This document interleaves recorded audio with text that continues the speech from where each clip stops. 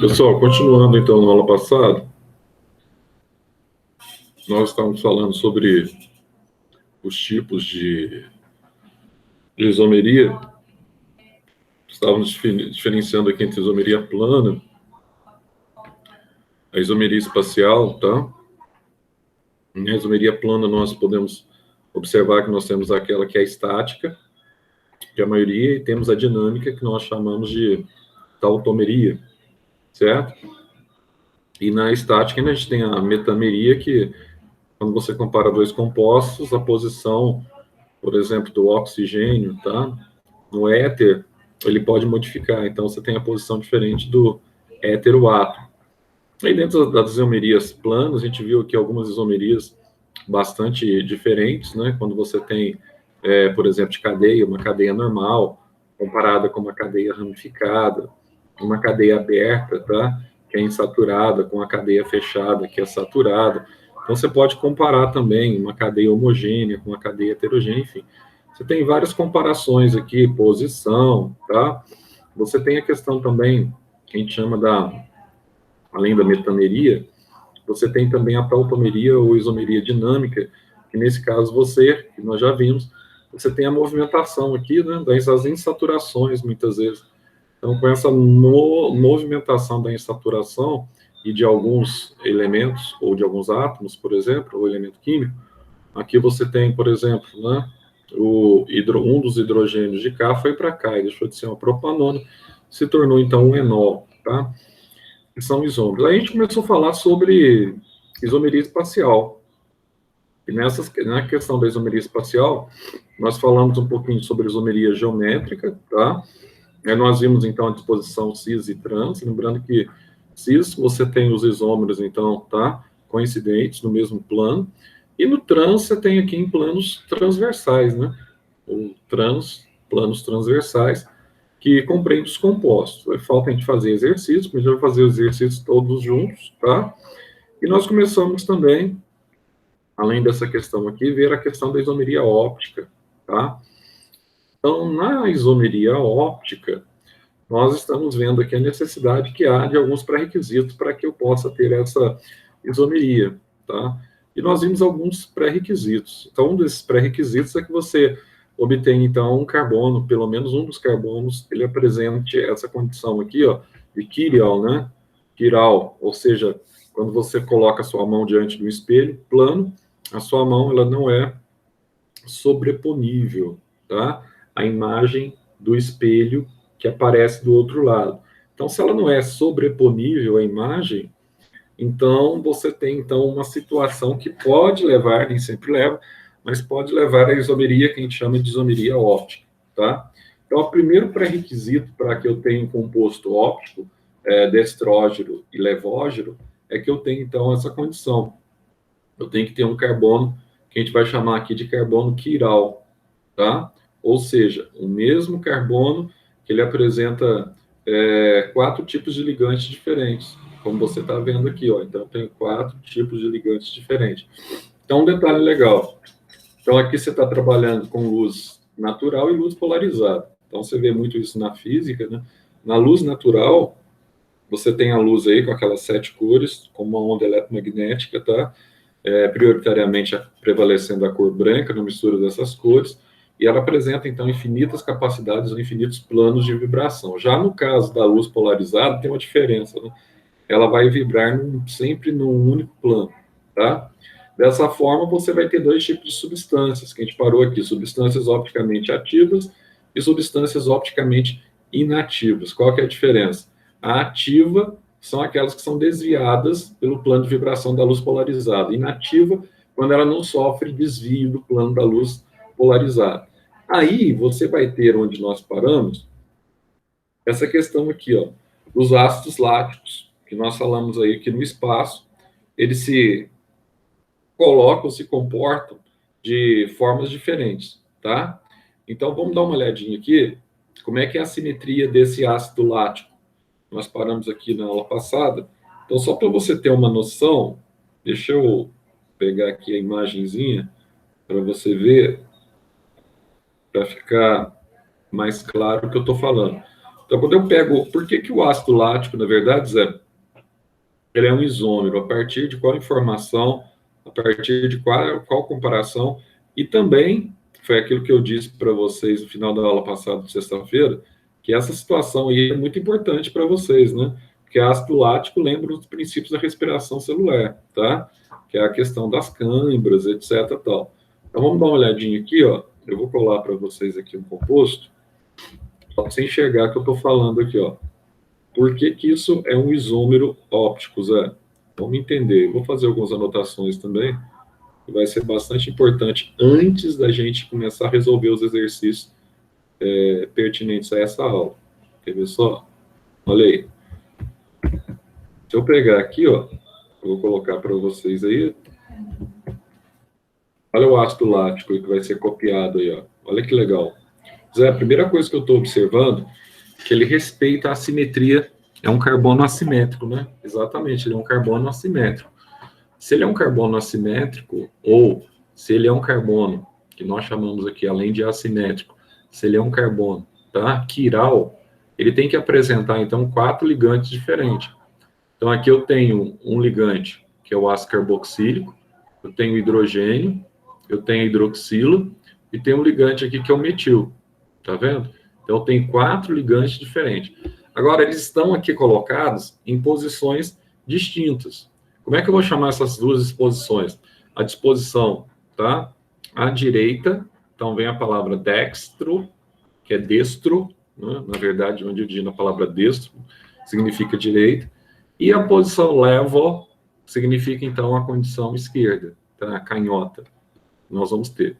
Então, vamos falar aqui algumas coisinhas e vamos fazer algumas comparações, tá? Quando nós comparamos essa molécula de ácido lático tão importante para vocês, que ela aparece sempre no processo de coagulação do leite, tá?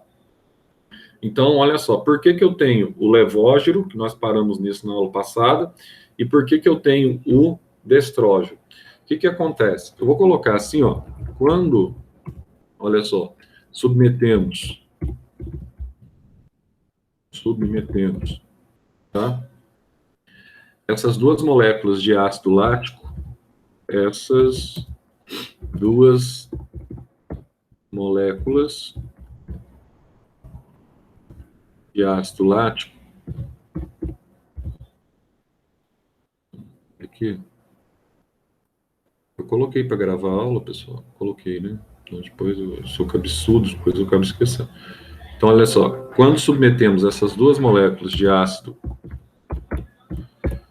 lático, vamos colocar assim, tá? A um feixe de luz polarizado, a um feixe de luz polarizada, tá? Notamos que uma delas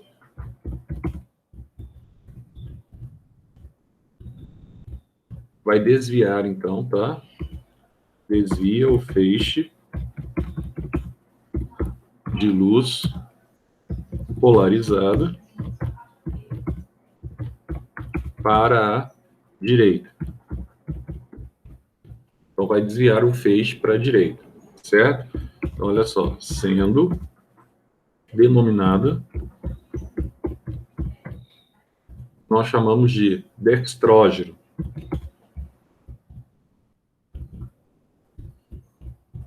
Tá?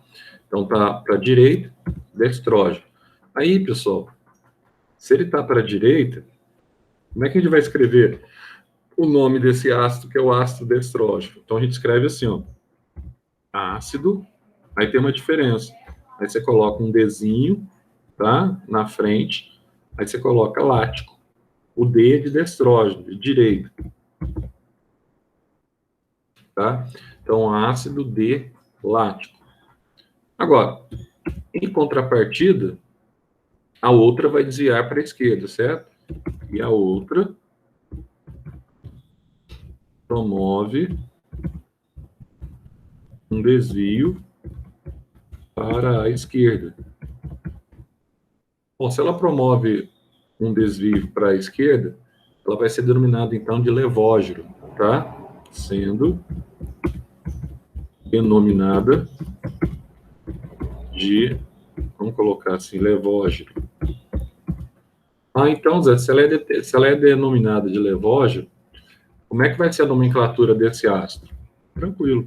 Você vai só colocar assim, ó, ácido L, esse aqui é L, tá? Esse L aqui tá bem feinho, mas parece um I, né? Vou colocar o L maiúsculo para ficar bem claro, mas na verdade a gente representa por L minúsculo, tá? Porque se eu coloco o L minúsculo, ele tá parecendo um I maiúsculo, né? Então eu vou colocar assim, ácido L lático. Beleza? Então o que acontece?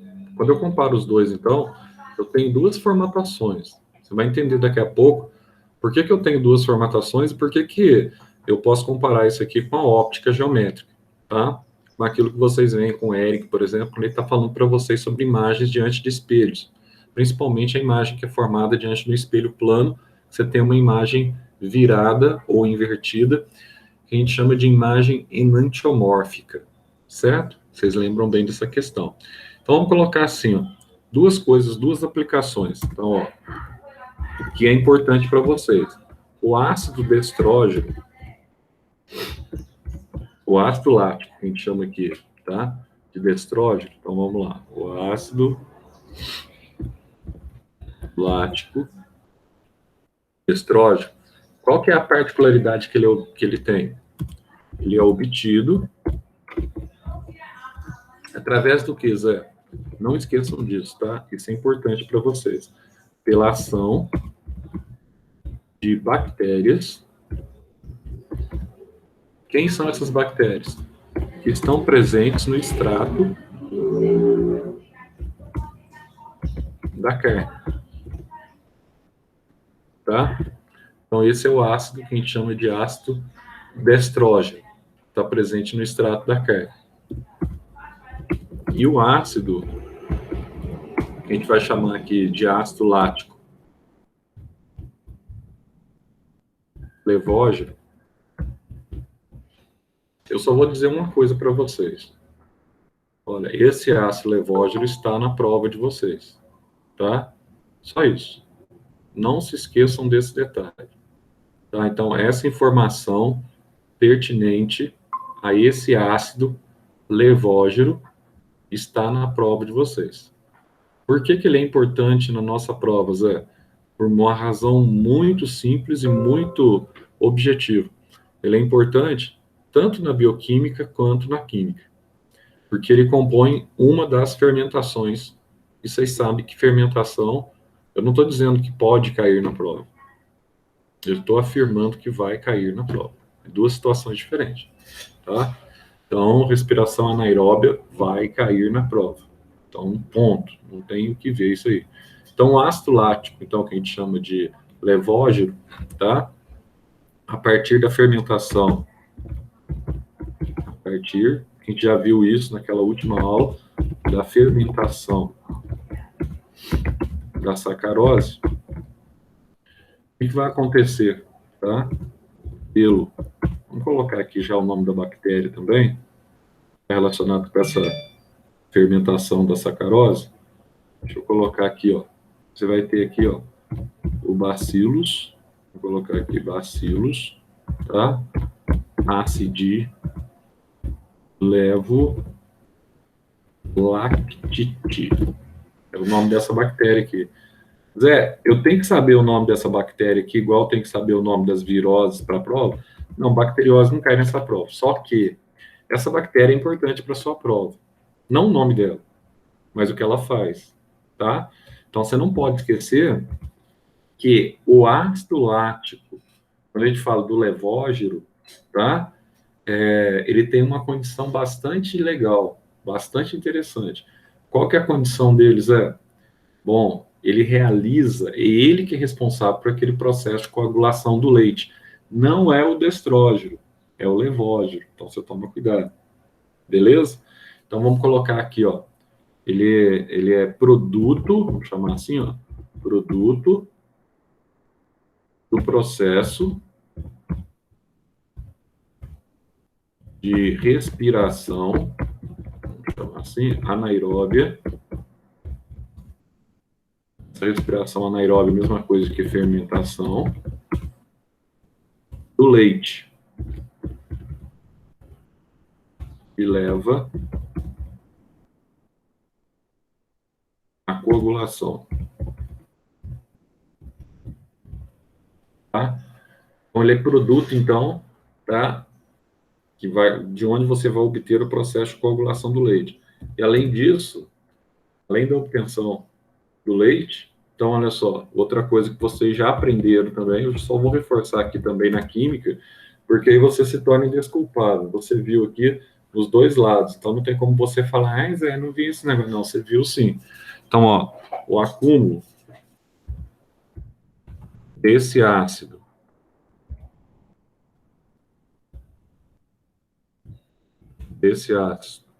no músculo. Sim, mas tá difícil hoje, né? Provoca câimbras musculares. Nossa, então não posso esquecer disso, Zé? De jeito nenhum. Isso é uma situação importante para vocês, tanto na química quanto na biologia, tá? Então, o que eu tenho, Zé?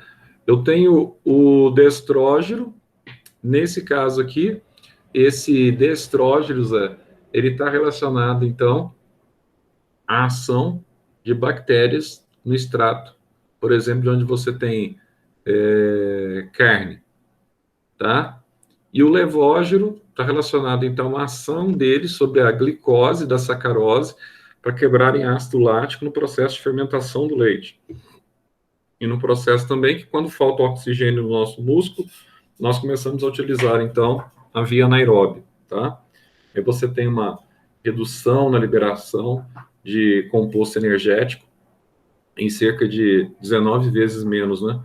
Um processo aeróbio, você tem aí um processo que produz basicamente 38 ATPs. No processo anaeróbio, esse processo produz apenas 2 ATPs, tá?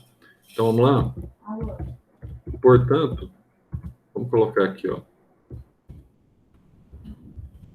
Esses dois compostos, tá? São o que nós chamamos de isômeros ópticos, tá? Então, aqui nós temos dois isômeros ópticos. Então, vamos ver aqui, então, ó, uma situação muito interessante agora que envolve a situação do carbono assimétrico. Por que nós chamamos de quiral? Vem de quiromancia. Já ouviu falar de quiromancia? Aquele processo que muitas vezes se encontra, às vezes tem um grupo de ciganos que acampam, né, próximo à cidade. Aí eles começam, então, a fazer passeios, geralmente pelo centro das cidades, aí fica sempre a cigana, ou uma ou duas ciganas, pedindo para fazer a leitura das mãos, né, para ver sobre a questão mística, né, enfim, não vou entrar nesse aspecto, mas para ver como é que está a sua vida amorosa, sua saúde, blá, blá, blá. Esse processo é conhecido como quiromancia, no grego, tá? Por que a gente usa esse tipo de nomenclatura para o carbono assimétrico ou quiral? Exatamente porque ele tem a mesma condição de uma mão diante do espelho plano, tá? A imagem que você vai enxergar da sua mão diante do espelho plano é uma imagem que a gente chama de imagem o quê?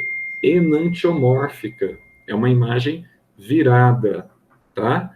Ah, se a imagem ela é virada, ela não é sobreponível, Zé. Exatamente. E esse carbono, como ele é um carbono que tem 4 radicais diferentes, quando você coloca ele diante do espelho, ele aparece também virado. Então, você tem um lado dele que é o destrógeno e o outro lado dele que é o levógeno. Portanto, eles não se sobrepõem, tá? Como eles não se sobrepõem, aí nós temos substâncias que a gente chama de substâncias opticamente ativas, capazes de desviar o feixe único de uma luz polarizada. Beleza? Então, vamos colocar assim, para ficar bem claro, ó. Um modo de verificar se a molécula, vamos colocar um modo de verificar se a molécula tá, de determinado composto, de determinado composto, vamos chamar assim, ó, realiza o que nós chamamos de atividade óptica.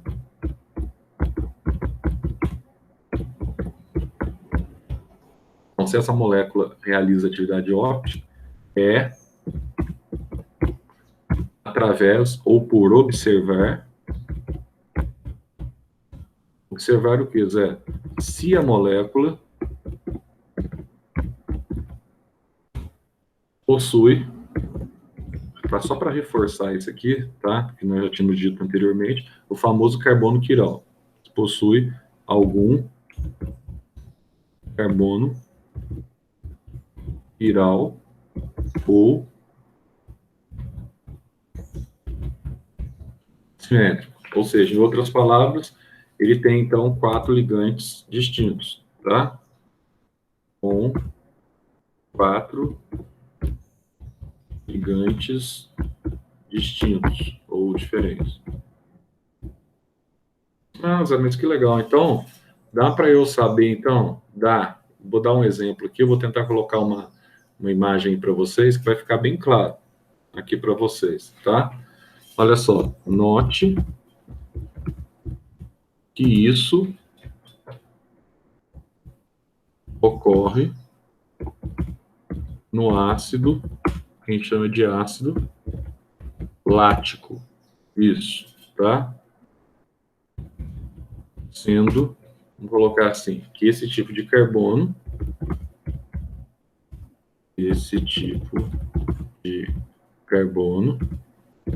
é chamado de quiral. Por quê? Porque ele vai originar-se, então, da palavra grega que significa kiros, mão, quiromancia, que se origina da palavra grega para mão, tá? Então, mão no grego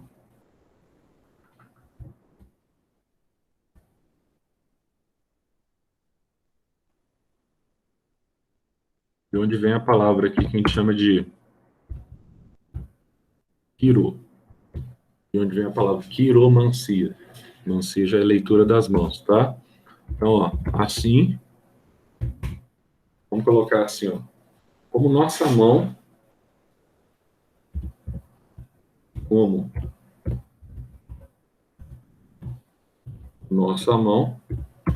o que nós chamamos aqui de estéreo de isômeros distintos, chamar assim como nossa mão,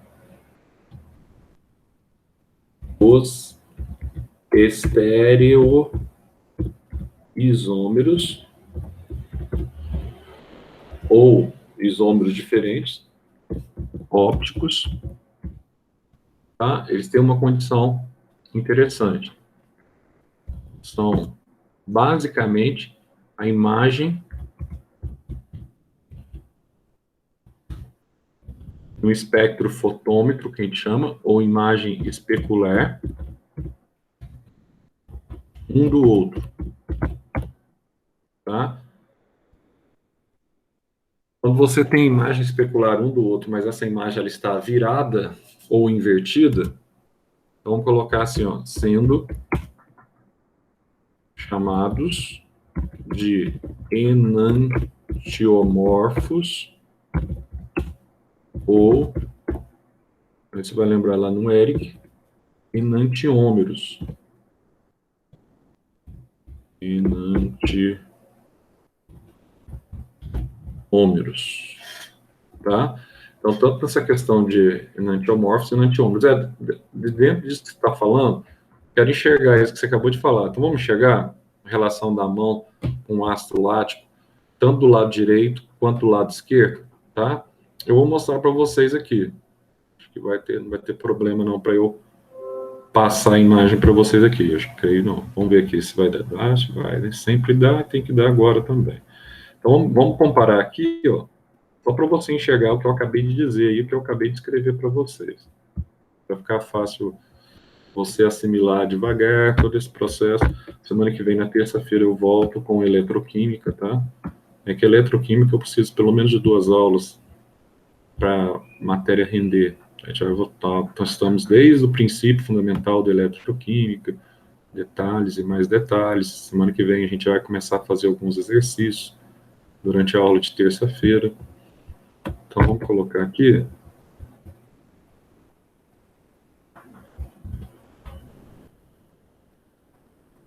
Ver se eu consigo. Aí, beleza. Exatamente isso que eu queria mostrar. Olha só. Quando você compara aqui os dois compostos, o que está acontecendo? Estou falando que ele chama-se, né? A gente chama aqui de quiro, tá? Ou quiral, primeiro. Porque eu estou considerando aqui 2 ácidos láticos e olha a disposição desses ácidos láticos, tá? Eu tenho disposição, quando ele é submetido a uma luz polarizada, ele fica com disposições distintas. É como se você estivesse colocando aqui, ó, a sua mão diante do espelho, tá vendo? A sua mão, ela não é sobreponível, ela forma uma imagem virada da outra mão sua, né? Você coloca aqui, você tem uma imagem virada. Como você coloca o seu rosto, você vai ter uma... Então, você vai ter uma imagem virada. É a mesma coisa que acontece com relação aos compostos opticamente ativos, como o ácido lático. Se você coloca essa disposição, você vai ter, então, uma disposição virada desse composto, tá? No espelho. Ou seja, essa disposição virada, aí entra a física, você tem o que nós chamamos de enantiopomorfismo, ou simplesmente enantiomorfos, tá? Ou simplesmente enantiômeros. Então, nessa condição, você tem essa situação que é fácil de você enxergar e é fácil de você guardar. E analogia quando você faz o da direita e o da esquerda, o destrógeno e o levógeno, tá? Que acontece com o ácido lático. Mas ainda assim, Zé, tem algum detalhe, algum tipo de exceção que é muito importante para a prova nossa da Unifenos? Sim, tem. Pior que tem. Ainda tem mais uma imagenzinha ainda para eu colocar para vocês. Vou colocar assim, ó. Além disso, vamos colocar assim, ó. Além disso, tá? Ó, deve-se observar também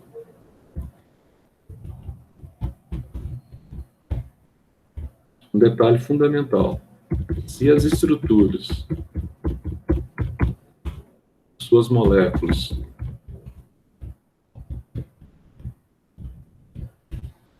tá? Não se sobrepõem, o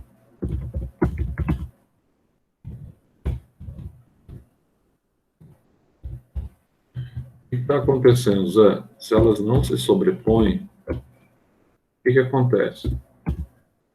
Então, ó, porque se a estrutura de determinada molécula, vamos colocar assim, não se sobrepõe, porque se a estrutura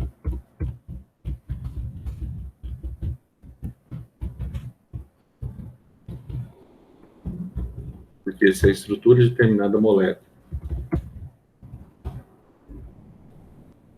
em sua imagem, tá? Se sobrepõe sem alteração,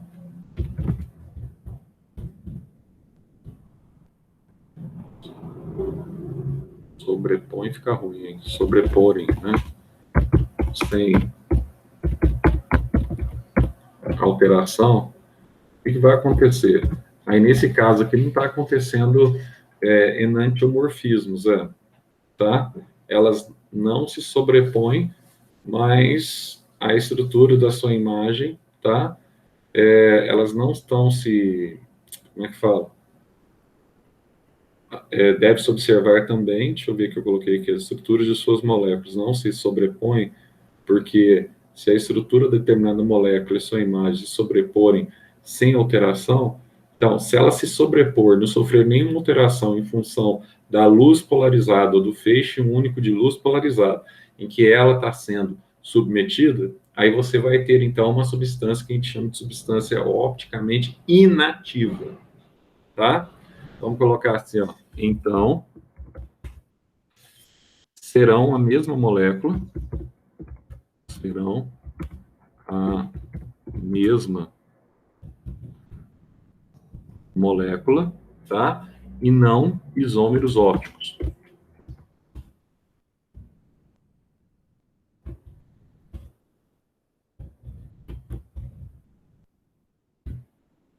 Fica mais fácil para a gente enxergar isso aqui que eu estou falando.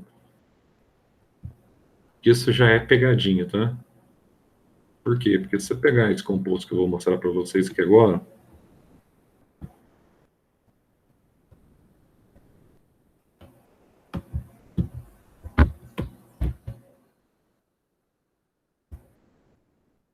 olha só.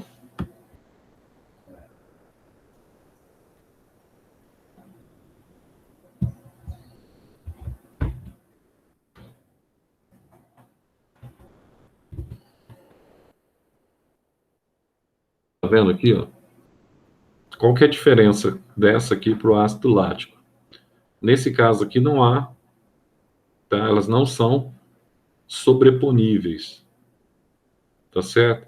Então uma não sobrepõe a outra. Se eu pegasse aqui, por exemplo, uma imagem de espelho, elas não são sobreponíveis também. Só que tem um detalhe, tá?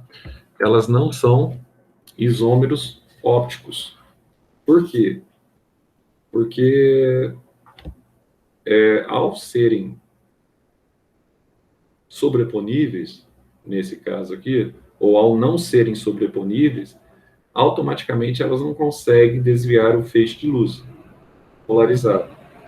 Então, se elas não conseguem desviar esse feixe de luz polarizado, aí você vai ter, por exemplo, aqui, ó, quando você pega dois carbonos, você está vendo que esses carbonos são carbonos quirais, você está vendo que ele tem 4 ligantes distintos. Você tem o cloro, bromo, hidrogênio, flúor, tá? E aqui idem. Só que, olha o que está acontecendo aqui, ó. Os bromos estão no mesmo plano. Então, um dos elementos desse composto, ele é mantido no mesmo plano. Se ele é mantido no mesmo plano, tá? Eles não são sobreponíveis. Ah, mas se eles não são sobreponíveis, eles vão ser, então, o que, Zé? Isômeros, o quê? Ópticos, tá? São isômeros ópticos quando não são sobreponíveis. Agora, um detalhe. Qual seria esse detalhe aqui para a gente já ir caminhando para o fim dessa aula, que eu tenho que entrar no outro, tá? Então, como é que eu consigo estabelecer isso, Zé? Como é que eu consigo saber se são ou se não são sobreponíveis, se são ou não são isômeros ópticos, tá? Então, o que vai acontecer aqui, ó? Então, você tem a física dispõe disso, tá? Um dispositivo que consegue aferir o que nós chamamos de polarização da luz. E esse dispositivo aqui é o polarímetro. Polarização, é isso mesmo, polarímetro, tá? Então, vamos colocar assim, ó. No entanto,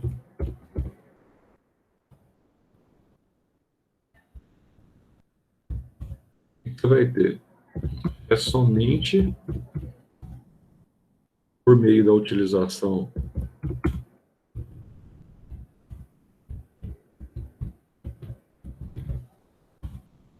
de um polarímetro,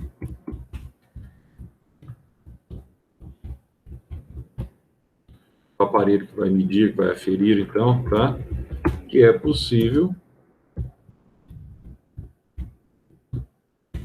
saber com certeza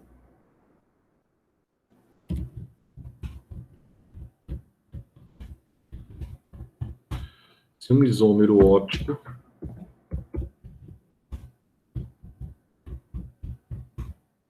ele vai ser, então, opticamente, se ele vai ser para a esquerda ou para a direita, tá? Se ele é destrógeno ou levógeno. Se o isômero óptico é destrógeno ou levógeno. Tá? Aí entra duas coisas. Então, esses dois compostos, você está vendo aí acima que nós colocamos, apesar, presta bem atenção, de serem quimicamente, e por que não dizer também fisicamente, iguais, inclusive, obviamente, então, eles apresentam a mesma fórmula molecular, tá? Eles possuem propriedades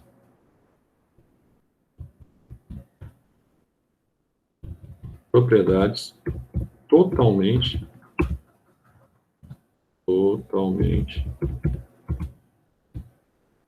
distintas ou diferentes. Então, nesse caso, a mistura ela é considerada opticamente inativa, tá? Tem-se, assim, uma mistura opticamente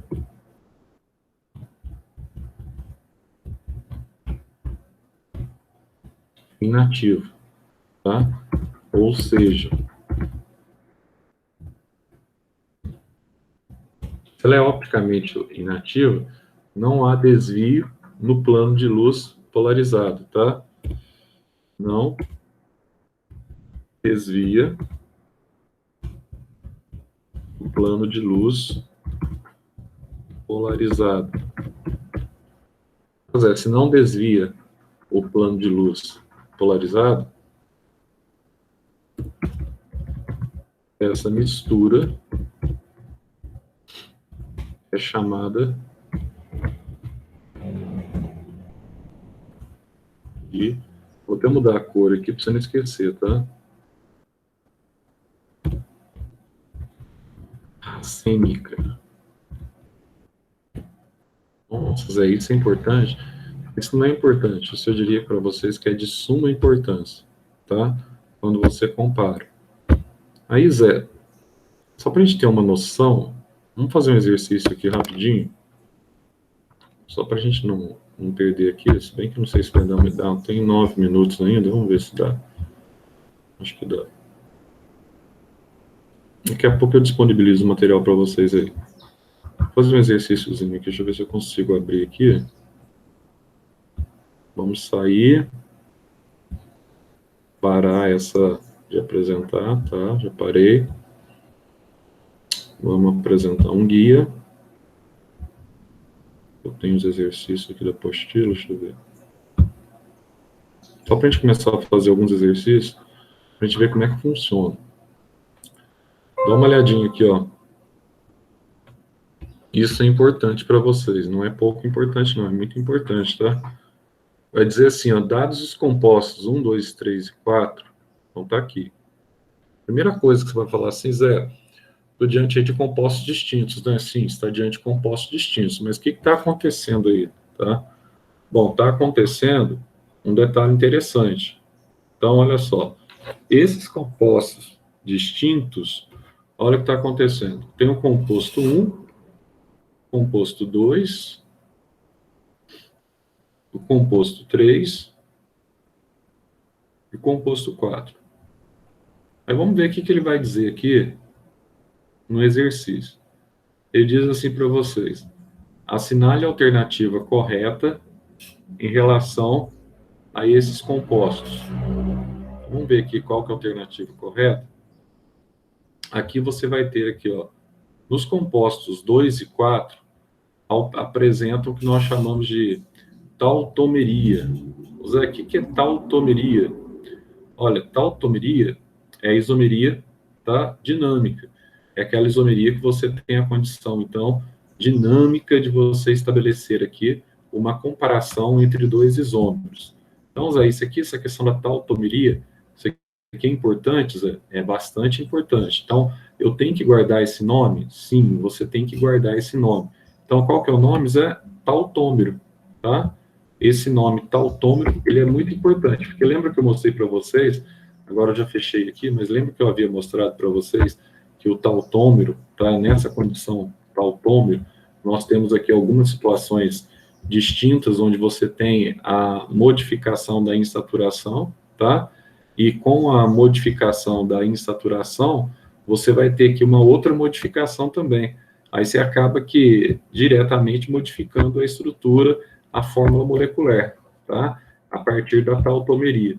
Então, Zé, quando eu pego essa isomeria, o que está acontecendo aqui? Então, presta atenção. Primeira coisa, ele diz que os compostos 2 e 4 são tautômeros. Será que eles são tautômeros? Vamos dar uma olhadinha aqui, ó. 2 e 4. Então, peraí. Então, o 2 é esse composto aqui, ó. Primeira coisa que você tem que observar, o que é esse composto aqui, ó? O 2, ele representa aqui um aleto, tá? E aqui você tem, então, o quê? Um éter. Então, aqui eu tenho um éter e um aleto, tá? No composto 2. Aí, no composto 4, olha o que acontece aqui, ó. No composto 4, você vai ter aqui uma outra situação. Qual outra situação que eu vou ter, Zé? Eu tenho aqui um álcool e um aleto. Isso aqui é tautomeria, tá vendo aqui a modificação de dupla ligação em simples ligação? Não está havendo. Portanto, isso não é tautomeria. Isso aqui nós chamamos isômeros distintos de função. Então, no composto 2, ó, no composto 2, eu tenho um éter, tá? E um aleto, e no composto 4 eu tenho um álcool e um aleto. Então, o que está mudando aqui, na verdade, é a função orgânica desses dois compostos, não a tautomeria, tá? Então, quer dizer que aqui já está errado. Vamos ver a letra B.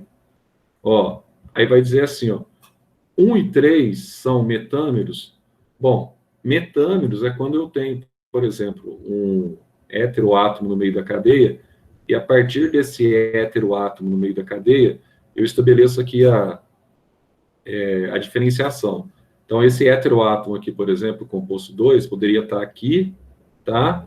E esse aqui está ligado a um metil, mas ele podia estar aqui e aqui teria um etil, na verdade. Então, quando isso acontece, quando eu comparo os dois compostos de mesma forma molecular, eu tenho o que a gente chama de metameria, de acordo com a posição do heteroátomo. Ah, Zé, mas é aí, Zé? Deixa eu entender um detalhe, então. Deixa eu entender um detalhe, Zé. Aí tem um problema, então.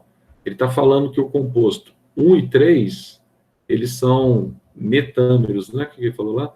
1 e 3 são metâmeros? Será que eles são metâmeros? Eles estão separados aí, ou estão diferenciados pelo heteroátomo? Deixa eu subir. Então, olha só. Vamos dar uma olhadinha aqui. 1 e 3. Ó, no composto 1 e 3, eu não tenho problema com o heteroátomo aqui. Na verdade, ó, composto 1 é um álcool e um aleto, e composto 3, tá? O que eu tenho aqui no composto 3? Eu tenho também um álcool e um aleto orgânico. Então aqui eu tenho átomo, álcool e aleto, tá? E ali eu tenho álcool e aleto. Então não tem nada a ver com relação à metameria. O que está acontecendo aqui, a diferença é que aqui a hidroxila está no carbono 2, tá? Aqui a hidroxila está no carbono 3. Essa é a única diferença que eu tenho. É a posição da hidroxila. Então, isso aqui nós vamos chamar de isomeria de posição. Tem nada a ver com isômero, tá? De metameria, etc., tal, com heteroátomo. Então, a letra B também está equivocada. A letra C diz assim: 1 e 3 são isômeros de cadeia. Vamos dar uma olhadinha aqui, ó. Será que tem alguma cadeia diferente aqui, 1 e 3? Bom, a princípio você está olhando aqui uma cadeia ramificada, né? Então, você tem uma cadeia ramificada aqui e uma cadeia ramificada aqui. Então, isso não precifica aqui nenhum tipo de isomeria. Então, 1 e 3 aqui, como a gente viu, você tem isômero de posição, não isômero de cadeia, tá? A posição da hidroxila e a posição aqui do aleto é a mesma nos dois compostos. Então, também está falso. Aí diz assim, ó, 2 e 3 são isômeros de posição. Vamos ver aqui. 2 e 3. 2. Ó, aqui eu tenho um aleto e tenho um éter. 3, aqui eu tenho um aleto e um álcool. Então, não é simplesmente posição aqui, não. Aqui são isômeros de funções orgânicas distintas, tá?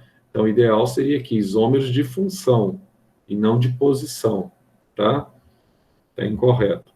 E, finalmente, aqui, ó, letra E, olha só, 1 e 2 são isômeros de função e 1 e 4 são isômeros de cadeia. Vamos dar uma olhada aqui. 1 e 2, ó, um eu tenho um álcool e um aleto, o 2 eu tenho um aleto e um éter. Beleza.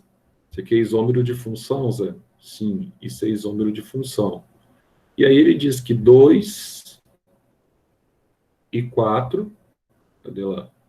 2, não, 1 e 4 são isômeros de cadeia. Vamos ver se são.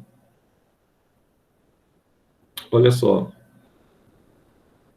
Aqui você tem uma cadeia principal maior, mas você mantém aqui o mesmo número, tá?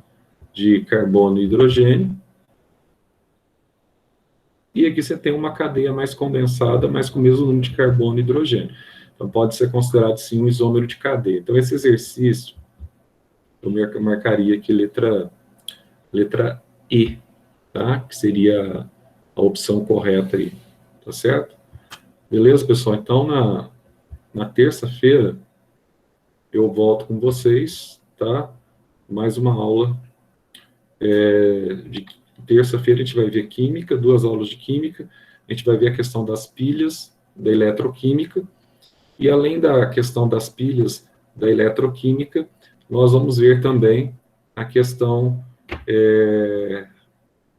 potencial padrão, né, que a gente está vendo lá, se não me engano, tabela de potencial padrão de oxirredução, que é fundamental para vocês. E a gente continua também naquela parte, tá, de grupos vegetais, continuando estudando aí as briófitas, pteridófitas, gimnospermas e angiospermas, a gente vai passar para heterosporados, em biologia, e nós vamos continuar também com um detalhe interessante para vocês na semana que vem, sistema renal humano, tá?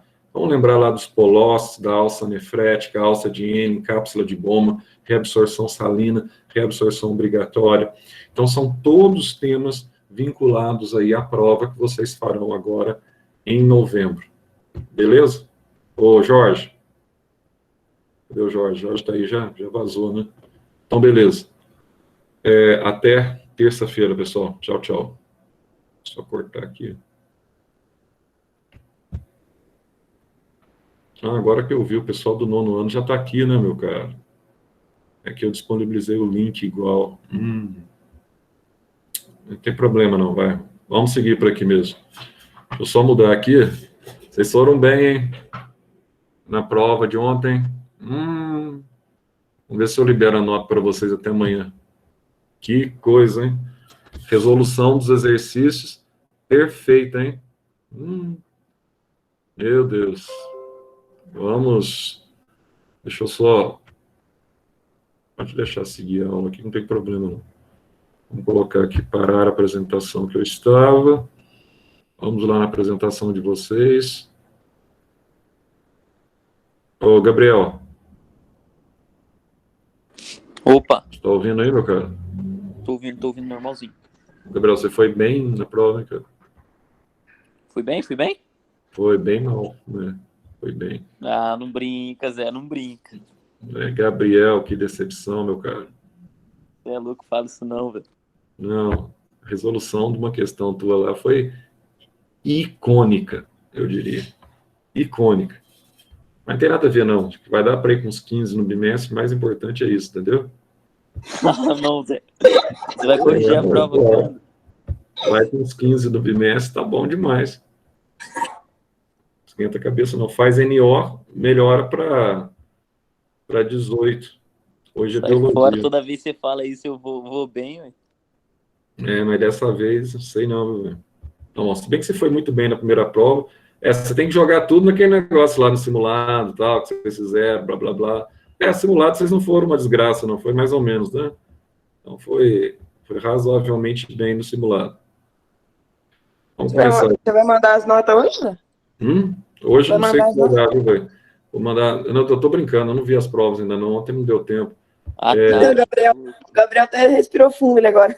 O Gabriel foi até no banheiro, até dor de barriga nele. Né, Gabriel? Deu até um pouquinho de dor de barriga aí na hora que eu falei do negócio da nota aí. Acabei de tomar café, quase fui lá. O Gabriel é meio nervoso. Aquela... O cara é meio nervoso, fica meio... Olha só. Vamos voltar aqui na genética, na hereditariedade, que nós começamos a falar com vocês. Vocês viram já que é uma matéria bastante interessante. Tenho certeza que todos confirmaram que isso aí desencadeia aquele processo. Será que eu sou filho? Não sou? Eu tenho certeza que alguns de vocês, pelo menos, fizeram aquela sórdida pergunta para os pais, né? Qual que é o teu tipo de sangue? Ou se não, foi ver a cor dos olhos para ver se confirmava, né? Porque a mente humana é uma mente muito complicada. Quando a gente trabalha com esse tipo de situação, né? Você acaba ficando meio doidão. Então, assim, tenho certeza que alguns, no mínimo, ficaram ativos com relação a essa questão aí, ficaram suspeitando, né? Será que eu sou doido? Isso que até parece que isso vai mudar alguma coisa, né? Isso não vai mudar absolutamente nada, né? O Gabriel mesmo já pediu até exame de DNA, né? O Gabriel é meio doidão, né? Sim. Exame de sangue, DNA. Eu quero ver sangue. Se o sangue não der nada, tá? Eu quero saber aqui DNA. Olha só, caso do Daniel, do Gabriel. Filho de peixe, peixinho é. O que você acha com relação a essa afirmação? Vocês acham que isso aqui é uma situação que realmente ela se sustenta ou ela não se sustenta, hein? Será que você pode ter aqui? Olha só aqui, ó, uma menininha ruiva, né? E aqui eu tenho uma mocinha aqui, cabelo mais escuro. Será que essa situação... Tem aquele negócio, por exemplo, assim, ó, de seu pai ser loiro e você nascer moreno. Mas seu avô era moreno. Aí você pega a característica do seu avô. Não tem um negócio assim? Claro que tem. Você vai assim, o meu primo, ele tem um olhão verde. Verde mesmo, que olho verde. Sim. Meu tio não tem olho verde, não tem nada. A minha tia também não. Mas o pai do vô dele tinha olho verde. Sem problema. No caso aí, tanto os dois, tá? Os dois tios seus, eles são heterozigóticos. Então, eles têm um alelo dominante, mas tem um recessivo. E o que acontece? No caso do seu primo, para ele nascer com olho verde, cada um dos dois receberam um alelo recessivo, um do pai e um da mãe. Aí ele nasceu diferente dos pais. Aí não tem problema nenhum. O que é complicado é se os dois os seus tios tivessem um olho claro e ele tivesse olho castanho, por exemplo, olho escuro ou preto, tá? Aí seria meio complicado. Mas vamos deixar essas coisas aí para lá, porque isso aí não...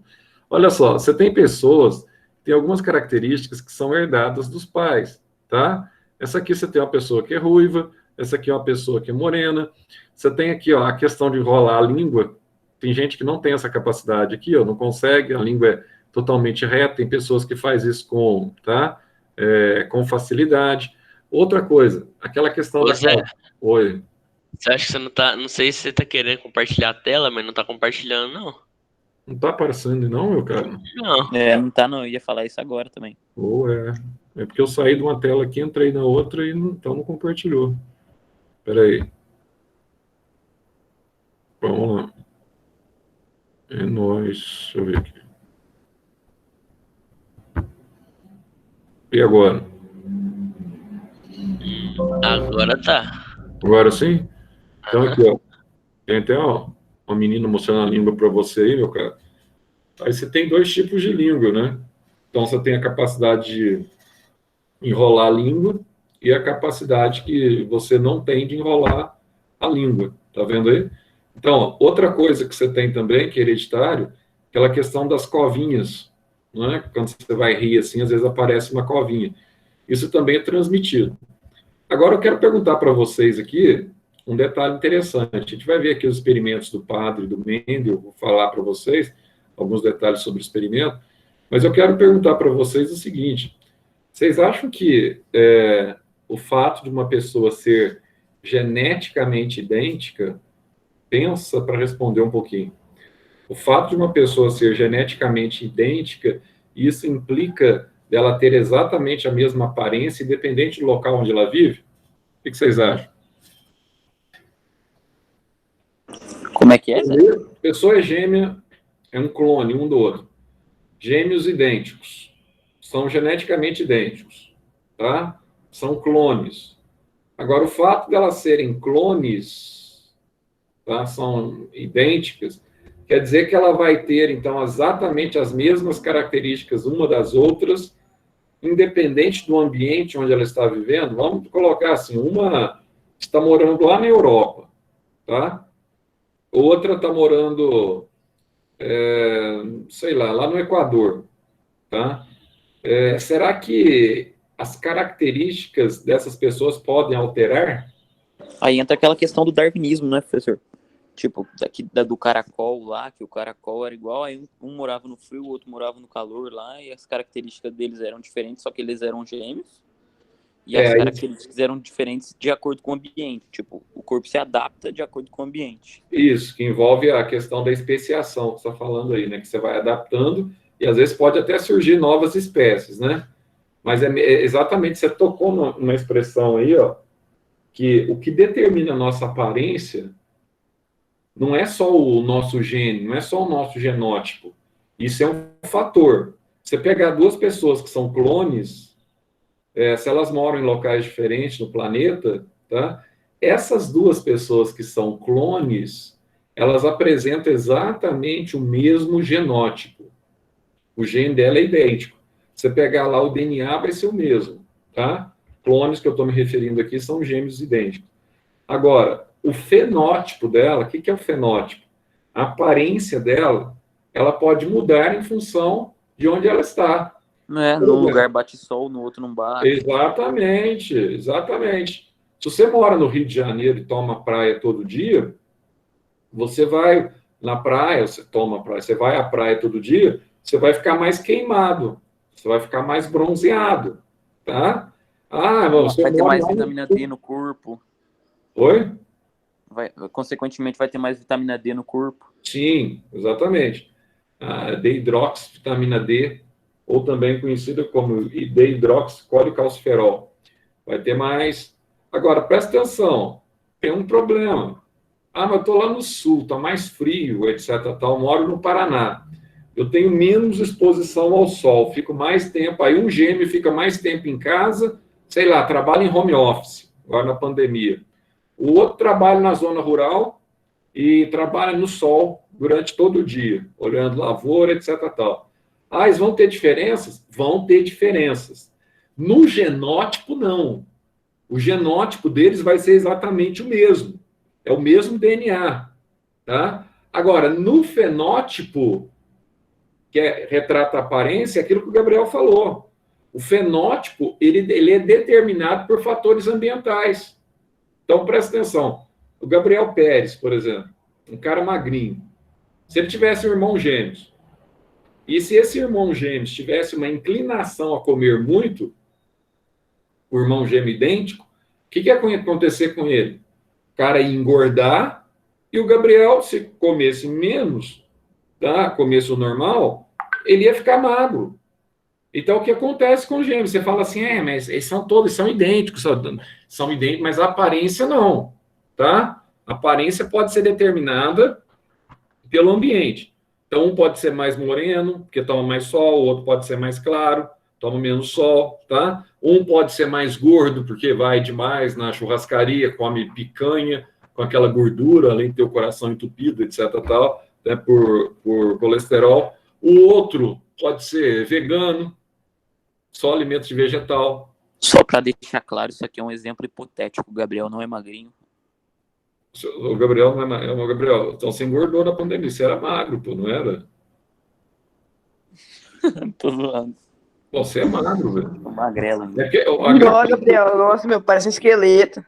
A grande dificuldade que eu tenho com vocês, sinceramente, assim, é que eu tenho, assim, recordações de vocês em sala de aula há 6 meses atrás, praticamente, né? Então, assim, a gente vê, e quando você coloca uma foto, alguma coisa assim, tem uns que colocam a foto quando tinha 5 anos de idade. Aí tem que fazer um exercício, né? Pra você recordar direito, assim. Nós vamos ter Tô zoando, problemas. ainda sou magrinho, velho. Nem se eu comer Então, nós muito, vamos meu ter problemas metabolismo é muito acelerado. de fisionomia, de guardar esse negócio de fisionomia. Eu guardo a voz de vocês, mas fisionomia, como nós ficamos pouco tempo, né, juntos, digamos assim, de forma presencial, quem sabe lá o ano que vem a gente já pode voltar de fato, né? E agora, com essa zebra que já deu na vacina de Oxford, e, e a menina lá teve um problema mesmo, um problema de rejeição, teve inflamação, problema neurológico, né? Inflamou a medula espinhal, entendeu? Teve problema sério mesmo. Aí, por enquanto, a princípio, está se investigando se foi uma reação adversa à vacina. Por isso que é muito complicado. Vacina, mínimo que você tem de tempo para você testar uma vacina são 4 anos. A vacina mais rápida que foi feita, que foi para cachumba, na história da humanidade, foi a vacina para cachumba, que demorou 4 anos para ser produzida. 4 anos. Agora, você imagina você produzir uma vacina em 1 ano, né? Então, vai aparecer muitos sintomas, porque uma coisa é você fazer um teste num grupo de pessoas, tipo 1.000 pessoas, você está testando aquela vacina. Outra coisa é você estabelecer um teste em massa, onde você tem milhões de pessoas. Vai aparecer muito mais defeito, ou seja, pessoas com efeitos colaterais. Uma vacina que até hoje, ela é extremamente eficiente, mas algumas pessoas até hoje têm sérios problemas e têm efeitos colaterais. Essa vacina tem quase mais de 40 anos já, tá, que ela foi desenvolvida, depois ela foi aperfeiçoada, mas mesmo assim você não suprime os efeitos colaterais, é a vacina para febre amarela, tá? Tem gente, a maioria não tem problema nenhum, mas tem pessoas que tomam a vacina para febre amarela, uma semana depois desenvolve a doença e está morto. Acontece. Entende? Então, assim, essa da Covid ainda, digamos assim, estamos caminhando. Agora, imagina a vacina russa. O nosso amigo aqui, o Gabriel Pérez, também, que é um comunista assumido, né?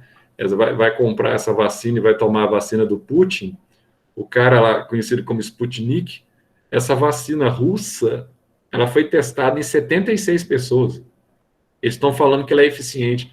Como é que um grupo Pois é, de você tá ligado que se eu 76 tivesse você tá ligado que se eu pessoas, tivesse uma máquina do tempo, eu voltava no tempo e cortava a garganta do Karl Marx. Você tá entendendo isso, né? Você o tá problema, ligado nisso já. o problema não foi o Karl Marx, nem o Friedrich Engels, cara. Não foram eles. Esses caras, eles foram apenas teóricos daquilo que eles achavam ideal. Você pegar o princípio dele, o princípio de você estabelecer uma igualdade social, etc, tal, né? Eles estavam dentro de um contexto em que imperava um capitalismo brutal com a Revolução Industrial, em que você tinha um proletariado totalmente dominado por uma burguesia dominante. Então, eles desenvolveram uma teoria. Na teoria, era até interessante o que eles propuseram. Na teoria o negócio é bonito, né? Na teoria. Só que o grande problema é que o ser humano, ele não consegue ser submetido a um sistema igualitário, como eles propuseram, né? Todo mundo ganhando a mesma coisa, não ter diferenças de classe, etc. Tal. Mas, na prática, sempre você quer ter um que domina sobre o outro. Aí entra o seguinte, então nós vamos adotar o marxismo.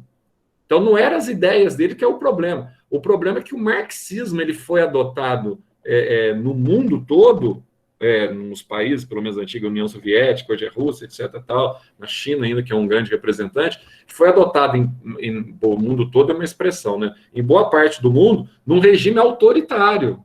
Você está entendendo? Então você é obrigado a ser daquele jeito. Então você é obrigado a seguir aqueles princípios. Aí não funciona. Por isso que sim, isso aí matou muita gente. Essa ideologia dele matou mais que a Segunda Guerra Mundial e a Primeira junto. Então, mas aí é o seguinte, mas a ideologia aí já é o comunismo, né? Aí é o comunismo, tá? Por quê? Porque aí você tem o socialismo proposto por eles. Então é uma coisa assim, eles imaginaram um projeto ideal de vida, vamos dizer assim, de estruturas econômicas, tal. Aí, para implantar isso, Pedro o Grande na Rússia, no segundo século na segunda década, aliás, do século XX, ele já implanta um sistema totalmente ditatorial. Né? Então, ele implanta um sistema comunista. Então, você é obrigado. Aí você não tem. Aí você esquece os princípios de Marx, aí você entra num princípio comunista em que as pessoas não têm liberdade de expressar o que elas sentem. Elas têm uma determinação pelo governo e tem que ser cumprida. Aí, dentro desse comunismo, aí o que tem de positivo, o que tem de negativo? Bom, um dos aspectos foi um grande genocídio, né? O comunismo representou um grande genocídio global, assim como também o nazismo também representou, só que o comunismo, até o final da Segunda Guerra Mundial, ele foi importante num aspecto, né? Ele foi importante no aspecto de que eles se aliaram, praticamente, eles foram muito importantes, a antiga Rússia, para acabar com o nazismo, certo? Então, de um lado você tinha os Estados Unidos, do outro lado a Rússia. Depois, Segunda Guerra Mundial, década de 60, aí começa aquela briga espacial, você quem vai na Lua primeiro, blá, blá, blá. Aí dividiu o mundo em dois blocos, o mundo capitalista e o mundo, não é socialista, é comunista mesmo, certo? Agora, hoje, esse legado do comunismo, praticamente hoje no mundo, você não tem, a não ser Coreia do Norte, você tem a Cuba e você tem China, que é o grande exponencial, só que a China... Venezuela também, né? Não, a Venezuela, aquilo lá não é nem uma coisa nem outra, aquilo lá é idiotice congênita aguda. Aquilo lá não tem discussão. Aquilo não é regime de governo, aquilo lá é regime de interesse. Você paga o exército para ficar no teu lado, e o exército, ele acaba que, né, através de um ditador, ele acaba assumindo as rédeas, etc, tal, de um babaca, né? Isso aí não pode ser nem chamado de comunismo. Agora, você pega um sistema mais rígido, por exemplo, como o da Coreia do Norte, tipo, aquele chinês lá, aquele coreano lá, Kim Jong-un lá, totalmente pirado, né? Aquilo ele obriga as pessoas, aquilo é tudo, aquilo é comunismo. Tem lá na Coreia do Norte, tipo, tem umas coisas que você não, se você vê a regra lá, você não acredita. Tipo, exatamente. Não, o povo lá dá uma ração pro povo. Comida lá é ração. Tudo dinheiro é investido no sistema militar e na casta que apoia o governo. O povo recebe ração para comer. É ração mesmo, ração humana, que chama, que eles comem ração humana. Então, assim, ninguém pode abrir a boca. E na China, a China é o pseudo-comunismo, né? Ela é comunista internamente para ela pagar os funcionários, ela não paga, não tem direito à aposentadoria, paga na hora de tudo. Na hora da privatização, ela é comunista. Aí na hora da economia lá... Aí é mais capitalista que os Estados Unidos. Né? Abre as portas para o mundo inteiro e produzir lá. Exatamente. Né? Então, assim, hoje em dia, tirando esses países, aí o que aconteceu no mundo hoje? Você ficou com alguns ideais que são socialistas e alguns ideais, tá, que são conservadores, basicamente. Então, os socialistas hoje são aqueles ideais mais liberais e os conservadores. Você tem essas duas linhas aí, se tratando do mundo todo. Mas o problema, não que eu defenda ou que eu concorde com Marx, não é isso. O problema é que ele acabou sendo o pai da criança, sendo que o interesse dele não era isso. Ele nunca pregou um regime autoritário para ninguém. Pelo contrário, ele queria um regime de liberdade. Agora, o gênero humano, a implantar as ideias dele... Mas sabe o que é, por exemplo, a ideia dele de pegar as coisas que eram, por exemplo, a sua empresa tinha que ser do Estado. Isso já é uma coisa tipo, que eu considero autoritária. Se é minha, por que você tem que pegar e dar para o Estado? Então, mas ele isso queria... era uma ideologia dele. Então, sim, isso já é uma coisa a estatização, né? A estatização. Mas isso, talvez ele tinha o Estado como representante do povo, um Estado popular, né? Que representasse o povo e todo mundo pudesse usufruir daquela estatização, mas isso não aconteceu na prática. Aí quem usufruiu disso tudo foi apenas o Estado, né? Então ele não conseguiu isso. Então, assim, ele não conseguiu, não. A ideia dele, na verdade, não foi aplicada de fato, essa isonomia. Agora, o grande problema é o seguinte: nós estamos lidando com seres humanos. Quando você lida com seres humanos, você está lidando com ambições. Então, o grande problema do socialismo é o seguinte: se um cara fica lá, tô aqui tranquilo, com o braço cruzado, e o outro está se matando para trabalhar, né? Então, aquele vão ganhar a mesma coisa. Vai ganhar a mesma... Então, isso aí isso aí é desmotivante, velho. Não tem Entende? Isso é motivação pro cara motivante. trabalhar. Agora, você pega a economia capitalista, tem um lado lá do cara querer engolir o outro, né, no americano, que é a coisa assim, aquele princípio capitalista americano, tá? Um quer engolir o outro, aquela coisa, mas, por outro lado, ele é motivado, né, por algo que você está almejando, você crê, aliás, você crê, você busca uma coisa, eu quero comprar tal coisa, então eu quero ganhar mais dinheiro para eu comprar isso, então você tem um sonho. Agora, o socialismo, muitas vezes, ele acaba matando esse sonho, né? Não que eu não seja a favor a projetos sociais, né, do governo, que tem que ajudar a população carente, etc. Tal, tem que ajudar. Só que, por exemplo, eu estou achando, minha opinião, estou achando que hoje o atual governo nosso, ele começa a ter uma visão muito parecida com a visão anterior lá do PT. O que o PT fazia? Ele distribuiu o Bolsa Família para o Brasil inteiro, né? Principalmente nas áreas mais carentes, e isso aí, de certa forma, angariou para eles o quê? Muitos votos, principalmente na região norte e nordeste. Você paga o Bolsa Família. Agora, a proposta é substituir esse Bolsa Família por um outro. Eu não sou contra subsídio, fique bem claro isso. Mas se você substituir por um Renda Brasil de R$300, em vez de você pagar 150, você vai pagar R$300 por mês. O governo federal está propondo isso para a partir de janeiro. Eu discordo, entende? Por que eu discordo? Eu discordo tanto com a política do PT quanto a atual política, não de auxílio. Agora nós estamos em pandemia, tem muita gente precisando receber, tá, etc. Tal. Agora, no que eu discordo? Eu discordo porque isso aí tem um viés eleitoral, tá? Eu vou dar dinheiro para o povo, depois o povo vota em mim. Eu não vejo assim. Eu acho assim, se você pegar a região do Nordeste, 27% da região do Nordeste e do Norte do país tem água tratada em casa, tem esgoto tratado. O resto, quase 72%, não tem nem água nem esgoto. Então, por que não fazer um plano? Então, vamos então, aqui no Sudeste, nós estamos no céu, né? 80% aqui das residências aqui tem esgoto em casa, tem esgoto que é levado, não tem nada, esgoto tratado, etc. Tal, tá? Tem água tratada. Agora, a realidade do Brasil não é essa. Por que ninguém aparece e fala assim, vamos tratar do problema de esgoto no país? Porque isso aí não gera voto, entende? Não gera voto. Agora, dar dinheiro para o povo, estabelecer renda ao povo, isso gera voto. Então, a minha grande preocupação hoje, que nós saímos num sistema que o pessoal falava assim, 16 anos de esquerda, e foi 16 anos de esquerda, né, do governo de esquerda, com reflexo do governo petista, e nesses 16 anos, quando você muda, você polariza para o outro lado, que seria, eu não sei se dá para chamar direita o governo Bolsonaro, eu acho que o Bolsonaro ele tem um regime próprio, é muito mais um bolsonarismo do que uma direita mesmo, quando eu comparo principalmente com a Alemanha, com a Angela Merkel, que ela, sim, ela é da direita, Angela Merkel, mas, assim, o Bolsonaro tem as suas particularidades, mas o grande problema que eu vejo entre Lula e Bolsonaro é que ambos têm uma similaridade, e essa similaridade é que são populistas. Isso aí é complicado.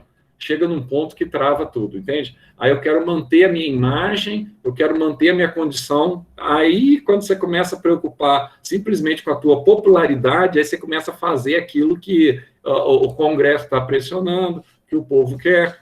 Vamos ver o que vai acontecer, né? Aí você abre aquela... Eu acho que na próxima eleição nós vamos ter a vertente para 3 candidatos. Você vai ter uma vertente onde vai ter ali um candidato da esquerda, como sempre, apoiado pelo Lula, ou dependendo aí o que se faz aí no Supremo, não sei lá, de repente até o próprio Lula, tá? Você vai ter o Bolsonaro do outro lado, e no meio aqui, você vai ter um outro candidato, que vai ser o Sérgio Moro, com aquele que saiu agora lá, que era procurador, Deltan Dallagnol, né? Então vamos aguardar, vamos ver. O que vai ser bom aí para o Brasil? Não sei, viu? Já não sei, porque nós saímos num regime, né, que arrebentou com o país durante 16 anos, arrebentou com a Petrobras, agora nós estamos num outro regime, e eu, assim, eu sou bastante pessimista que eu não vejo, assim, uma melhora significativa, entende? Nessa transição, e ainda mais com essa pandemia agora, e depois você tem uma posição intermediária aí, que seria o Moro também, que eu não sei, não tem nenhuma experiência política, não tem, assim, uma visão otimista do Brasil para os próximos anos, tá? Vamos ver o que dá. Por isso que Você falar para mim política, assim, eu não sou chegado, tá? Tem dificuldade com relação a essa questão da política, porque política os caras sempre dão um jeitinho, entendeu? Sempre vai entender. É vai... meio ruim, mas eu gosto de, tipo, estudar, aprender bastante sobre política. Não, Porque tem eu que gosto. estudar. Tem que estudar. Mas, tipo, eu vi eu tava vendo na internet umas, como é que fala? Umas ideologias, e tem uma que eu me identifiquei bastante, que eu gostei, tipo, não sei se você já ouviu falar no anarcocapitalismo, Já. que é, tipo, é um capitalismo sem Estado, onde, tipo, a população abre o governo para um livre mercado, onde você vai ter mais concorrência, não vai ter imposto que o Estado propõe sobre a população, e, tipo, você vai ter um livre mercado onde você vai ter concorrência, preço mais baixo, só que, por exemplo, você não vai ter os privilégios do governo, por exemplo, que é o SUS, a polícia, só que você vai ter que ter empresas privadas que vão trazer, e como vai, tipo, vai ter uma empresa de polícia, entendeu? E essa empresa vai cuidar da cidade, só que vão ter várias concorrências, e essas concorrências vão deixar o preço muito mais barato, cada vez mais barato, porque mais concorrência, e porque, por exemplo, a polícia, ou então o SUS, o pessoal acha que é de graça, só que não, velho, é tudo imposto, Não, que você o brasileiro paga tudo, é lógico. Tudo paga, e tem gente que ignora isso. Então, por exemplo, se você abre o livre mercado para a população e você consegue ter mais concorrência, e menos imposto, você vai ter o preço muito mais baixo do que o imposto e mais a menos concorrência, porque como tem muita lei trabalhista, muita coisa, ninguém quer investir no Brasil. Porque não tem um livre mercado, você não pode... Por exemplo, o cara prefere muito mais investir na Austrália, nos Estados Unidos, num país onde tem muito menos lei trabalhista por causa da burocracia. Mas só que aí eu concordo com algumas coisas, mas anarco vem de anarquia, você sabe, né? Então, é um Estado assim que você não tem uma liderança institucional. Então, nesse caso, favorece mais países de fora. Por exemplo, imagina, com uma situação institucional, você tem problemas assim, os Estados Unidos, se ele puder sugar, se a China puder sugar, se a Alemanha puder sugar da gente aqui, eles sugam com a maior, entendeu? Facilidade. Então, se você não tem embasamento jurídico para você estabelecer regras e normas, né, que prevejam, então, essa abertura de mercado, os outros países de fora vêm aqui e levam tudo, entende? Aí leva Amazonas, leva tudo, não fica nada. Por isso que é difícil, você tem que fazer isso aos poucos, você tem que não tirar o Estado do nada então, aí seria um processo, né, contínuo e demorado, até implantar uma nova ideologia, que seria. Ideologia. Isso aí você precisa de mudança de gerações com essa nova ideologia. Então é um negócio muito complicado. Você tira muito, muito rápido, além de a desorganização, vai vir uma crise, não dá certo. Exatamente. Então vamos voltar aqui agora, falando bastante sobre política hoje. Olha só, nesse caso aqui nós temos esse padre, você vai conhecer bem esse padre aqui, que é o Gregory Mendel. Ele estabelece aqui as duas leis de Mendel, ele é muito interessante no caso da genética, tá? Porque ele começa a ver, então, as variedades que são estabelecidas quando ele começa a cultivar ervilhas. Então, ele cultiva ervilhas e começa, então, a misturar variedades de ervilhas para ver com relação à coloração. Não só ervilhas, mas também ele cultivou outras plantas. Só que tinha um problema na época dele. Na época dele, ele não tinha condições financeiras para ele exercer ou para ele frequentar uma boa faculdade. O que ele fez? Ele entrou, então, no seminário, ele se tornou padre, porque, no caso do padre, ele teria a condição de ser custeado pela própria igreja, e ao ser custeado pela própria igreja, o que ele faria nesse caso, então, como ele estava sendo custeado pela própria igreja? Ele teria acesso às melhores faculdades. Aí ele fez isso, e tornou-se o primeiro dos grandes geneticistas que nós temos na história, tá? Como ele começa a observar, por exemplo, a ervilha, ela tem uma flor fechada, que a gente chama de flor cleistogâmica, tá? Se ela é cleistogâmica, ela é fechada. Se ela é fechada, ela não libera pólen, porque o pólen, por ela produzido, realiza o processo de autopolinização e, consequentemente, a autofecundação. Lembrando que ervilha, né, dá dentro de vagem, é uma leguminosa, legume em vagem, é uma angiosperma, também conhecida como magnoliófita, tá? Então, ele começou a estudar essas ervilhas. E a partir do momento que ele começou a dedicar-se aos seus estudos, apesar de ser monge, ele, tipo assim, né, eu não vou celebrar mais missa, etc. tal, eu não vou ser sacerdote mais diretamente vinculado a cuidar de uma igreja. Eu vou ficar mais aqui, tá? Tratando de determinados assuntos, tá? Pertinentes à ciência. Aí ele começa a tratar de determinados assuntos pertinentes à ciência.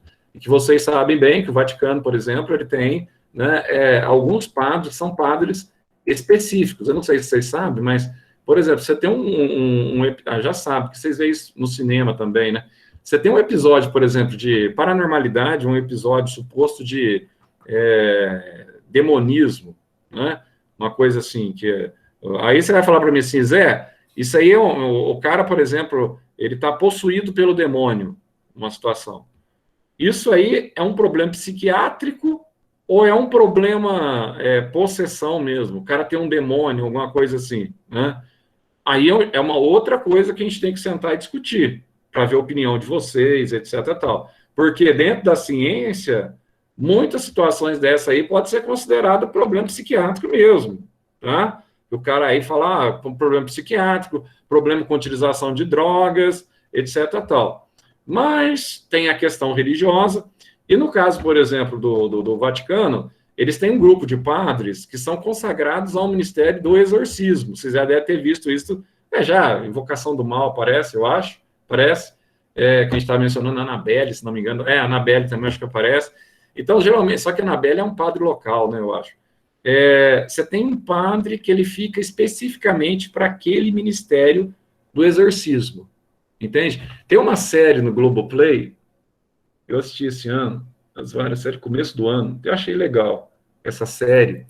Eu não sei se está dentro da idade de vocês, depois vocês dão uma olhada lá, porque não, eu indico a coluna. Eu acho que está. Também não tem nada demais, não. Chama Evil, Mal, tá? Evil, Mal. Dá uma olhada naquela série, assiste um episódio. São 13 episódios, eu acho, no Globoplay. É muito legal, porque ele coloca para você duas situações, assim, ó. Você que chega à sua conclusão. Bom, isso aqui envolve parapsicologia, envolve religião, ou isso aqui é um evento científico? Por quê? Tem uma mulher que é ateia, que é contratada, é uma psicóloga, e ela tem sempre essa conotação científica dos eventos, inclusive com relação ao exorcismo, entende? E tem um padre que contrata essa mulher, que não é padre ainda, mas ele está estudando para ser padre, do Vaticano, e ele já tem a conotação religiosa. Então, a série é legal porque trabalha com as duas coisas. Aí você conclui no final de cada episódio. Será que isso aí era um episódio? Será que isso era um problema que se explica pela ciência? É um problema que se explica pela religião ou pela paranormalidade? Veja se vocês têm a faixa etária aí, Evil. Assista pelo menos um episódio. Para quem não gosta muito de coisa assim que envolva um pouquinho, viu? Vocês são um pouquinho de terror, eu não recomendo, não. Então, olha só. Aqui você tem as formas de semente, tá?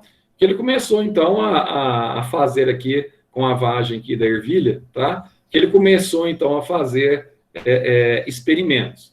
Então, a partir desses experimentos, ele começou a descobrir aqui, tá? Os alelos. Quem são os alelos? Os alelos são aqueles genes que determinam algumas características específicas, quando você cruza variedades, por exemplo, de plantas.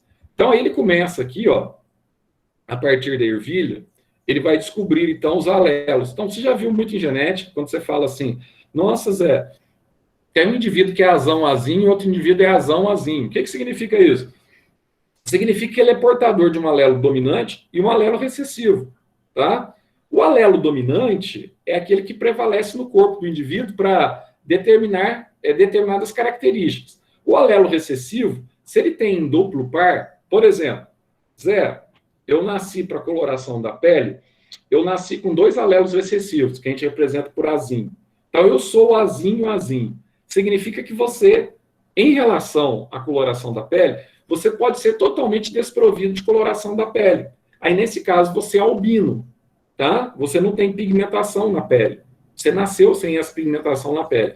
E, consequentemente, você tem maior tendência a desenvolver câncer de pele ou algo do gênero, tá? Ah, Zé, mas se eu sou azão-azinho, o alelo dominante meu azão ele prevalece sobre o azinho. Então, o dominante, ele controla uma maior produção de melaninas, que confere a coloração da sua pele. Sim, ele confere uma maior produção de melanina, só que tem um problema. Ele está dominando sobre o recessivo, não está? Está dominando sobre o recessivo. Mas o fato de eu ser, por exemplo, heterozigótico, então homozigótico, é quando eu tenho os dois alelos iguais. Azão, azão, azinho, azinho. Os dois são iguais. Agora, quando eu sou heterozigótico, tá? Ou que a gente fala híbrido, né? Em relação à dominância, eu tenho um azão e um azinho. O que acontece? Embora eu não tenha albinismo, eu posso transferir esse alelo recessivo para o meu filho. E se eu casar com uma outra pessoa que é heterozigótica, tá? Por exemplo, estou dando um exemplo aqui do albinismo. Para outra pessoa que é heterozigótica para o albinismo, ela também pode transferir esse alelo recessivo para o filho. Aí a criança, filhas de pais, tá? Que tem a pigmentação, ou seja, que pode ser moreno claro, pode ser branco, pode ser moreno escuro, pode ser da cor negra, independente disso. Filho de pais com essa coloração, a criança pode nascer albina. É aquilo que o Gabriel falou, ó, tem 2 tios que têm os olhos castanhos, aí nasceu um com o olho azul ou o olho verde, porque os 2 pais eram heterozigóticos.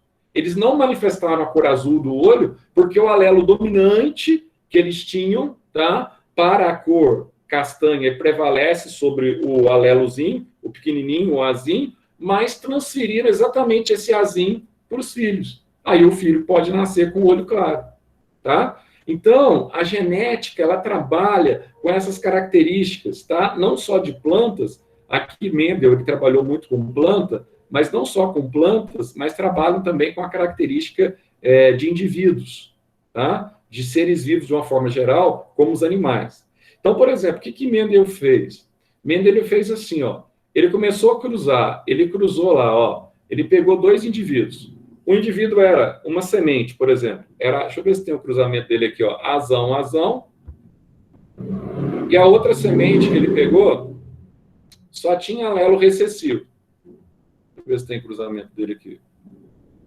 Azinho, azinho, por exemplo. Aqui ele não vai trabalhar aqui ainda com o cruzamento, tá? Mas ele vai trabalhar aqui, aliás, não vai trabalhar aqui com as letrinhas, mas já vou informando para vocês. Aí, o que acontece? Ele pegou aqui na primeira geração, cruzou tipo assim, ó, azão, azão, com outro indivíduo que tinha 2 alelos recessivos, azinho, azinho. Então, qual a possibilidade que eu tenho aqui de nascimento? Todos os indivíduos que vão nascer aqui, ó, vai receber um azão, se for o azão, por exemplo, do pai, vai receber um azão do pai e vai receber um azinho da mãe. Então, todos esses indivíduos, eles são heterozigóticos. Aí, o que ele fez? Aí ele fez o seguinte, ele pegou azinho, azinho, e falou assim, ó, eu vou cruzar de novo, tá? Então, eu vou realizar, então, um processo, tá? De cruzamento dessa geração inicial que surgiu, que todos tinham a cor lisa. Então, aqui, ó, para colocar isso de uma forma mais simples, ele pegou uma ervilha aqui lisa com uma ervilha rugosa. Quando ele cruzou essas 2 ervilhas aqui, ó, 100% delas, elas tinham a cor lisa, ou tinha a forma lisa, tá? Aí ele ficou pensando, isso aqui, ó, é a primeira geração do cruzamento das plantas, que nós chamamos de F1. Será se eu cruzar agora lisa com lisa, Zé, será que vai ter alguma diferença? Aí ele viu que, na verdade, havia uma diferença significativa. Então, se você cruzar aqui, ó, lisa com lisa, o que vai acontecer? Olha o que ele fez. É como se aqui tivesse surgido, ó, aqui era tipo azão, azão, aqui azinho, azinho. Aí ele cruzou tudo, todas elas nasceram azão, azinho. Só que agora, ele quis agora fazer o seguinte, ó. Ele pegou o azão, azinho e cruzou com azão, azinho. Lisa com liso. O que aconteceu? Aí, por exemplo, desse cruzamento, pode surgir 4 indivíduos distintos desse mesmo cruzamento.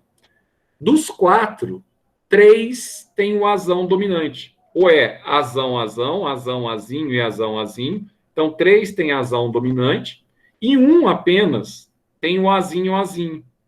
Aí ele começou a observar o seguinte, que ficou conhecido como primeira lei de Mendel, tá? 75% das sementes que eram produtos dessa fecundação, desse cruzamento de lisa com lisa, na geração, isso aqui que a gente chama de F2, é a geração F2, tá? Na geração F2, você tinha 3 que manteve a cor dos pais, que é a cor que a gente chama de parental, tá? 3 com a cor, ou cor, com a forma lisa, e apenas uma com a forma rugosa. Ah, Zé, mas então nasceram 3 com 1, 4. Nasceram 4. Então, 1 sobre 4, Zé, dá 0,25. 0,25 é 25%. Ah, 0,25 é a mesma coisa. Zé, mas deixa eu falar. Se você Oi. tem uma F1 lisa e uma geração P lisa, a chance é menor ainda? Se eu tenho uma F1, o quê? Ó, você tem uma F1 ali. É, Uma tudo F1 que liso. cruza com uma lisa da geração P. Aí você tem menos chance de ter rugosa ainda? Não, dessas lisas aqui, ó, aí você vai diminuindo, ó. Dessas lisas aqui, você tem lisa que é totalmente homozigótica, azão, azão, e lisa que é heterozigótica, azão, azinho, tá? Se eu cruzar agora a lisa que é azão, azão, com essa aqui que é rugosa, que é azinho, azinho, todas elas 100% voltam a ser lisa. Agora, se eu pegar aqui, ó, aqui é azão, azinho e cruzar com azinho, azinho, aí vai acontecer o que você acabou de falar.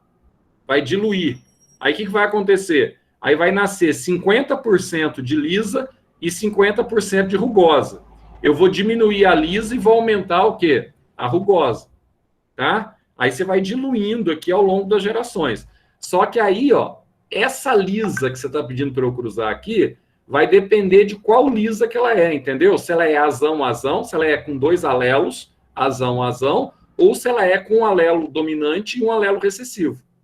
Então, vai determinar aí, isso aí, o que vai ser o importante para a gente determinar. Eu vou mostrar para vocês, aqui eu não sei se vai ter o quadrinho, se não tiver, na próxima aula eu faço o quadrinho para vocês. Só para você ver aqui, tá? Tá vendo que aqui está dando a proporção 3:1? Só que ele tinha que ter mostrado aqui o quadrinho do cruzamento. Aqui talvez, eu não sei se ele pode ser que não vai mostrar. Deixa eu ver. Aqui já vai entrar direto na meiose nos gametas aqui, ó. E aí eu vou mostrar aqui, ó, os alelos, ó, que eu tô falando para vocês, ó. Aqui que você tem aqui, ó, aqui para você enxergar. Isso aqui que eu queria que vocês vissem aqui, ó. Tá vendo essa aqui, Gabriel? Essa aqui é a lisa, ó. Tá vendo? Essa é a lisa. Da F1 lá. E essa aqui é a lisa também, tá? Então, ele tem um alelo recessivo. Aí, como é que você cruza isso aqui? Isso aqui é a coisa mais fácil que tem, ó. Você vai formar 4 filhos aqui, ó. Então, ó, azão com azão dá azão, azão. Ó, azão com azinho dá azão, azinho. Tá? E aqui você vai ter, ó, sempre o dominante primeiro, que é o maiúsculo. Azinho com azão. Você vai pôr azão, azinho. E aqui, ó, azinho com azinho. Azinho, azinho. O que acontece aqui, ó? Tá vendo que você tem 3 dominantes aqui, ó, no cruzamento e um recessivo? Então, eu tenho 3 em 4. 3 quartos dá 75%. E aqui do recessivo, ó, eu tenho 1 em 4. 1 em 4 dá 25%. Ou seja, em outras palavras, 75% aqui, ó, apresentam sementes lisas. É apenas uma rugosa. Foi que ele colocou lá atrás. Aí tem um problema. Das sementes lisas, 25% elas são totalmente dominantes, são azão, azão, e 50% delas, 2 em 4, são heterozigóticas, tá? Então, ó, se você pegar qualquer uma dessa aqui agora e cruzar com essa aqui, fazer o mesmo quadrinho, só que você coloca aqui, ó, azinho, azinho, aqui você coloca azinho, azinho, aliás, azão, azinho, e aqui você coloca azinho, azinho, você vai ver que vai dar 2 azão, azinho e 2 azinho, azinho. Aí 50% diminui o teor de lisa e aumenta o teor de rugosa. Aí você pode diluindo ao longo das gerações F2 e F3, tá? Que a gente vai trabalhar mais com isso na próxima aula, porque o nosso tempo aqui está se esvaindo, né? Já são quase o horário de intervalo de vocês. Mas vamos lá, então. Vamos ver quem que está aí, né? Quer que manda o nome no chat? Ou você vai fazer chamada? Deixa eu falar aqui rapidinho aqui, ó. Amanda Cambraia, beleza. Ana Júlia, Ana Laura, Eduardo. Pessoal, fala presente para a gente ganhar tempo. Eduardo, Stephanie, Presente. Gabriel Pérez, está aí. Giovana Gonçalves, Gustavo Fonseca, Presente. Gustavo Igor Leite. Cadê o Igor? Isabelle Martins. Isabelle Sente. Presente. O Igor está aí, beleza, Isabelle. João Pedro Silvério. JP Calheiros. Presente, Zé. O Santos agora, o João Pedro Santos. Presente, Zé. Júlia. Presente. Leonardo. Lívia. Cadê a Lívia? Luma. Presente. Marcela. Presente, Zé. Mariana. Cadê a Mariana? Murilo. Nicolas. Tá para o Zé esperar que tô acabando. Nicolas, só para ele entrar aí. Paula. Presente. Rafaela Silva. Rafaela Terra. Tá aí as duas, né? Renato. Sara. Tainá. Presente. Tiago. Vitor. Presente. Vinícius. Iris. Tá aí também. Beleza. E o Yuri. Presente. Beleza, então, pessoal. Até semana que vem. Depois eu vou ver se hoje ou amanhã eu coloco as Ô, Zé, o Vinícius é presente também, pô. Tá, não, Vinícius eu vi aqui. Zé. Então, beleza. Abraço. Tchau, tchau. Falou.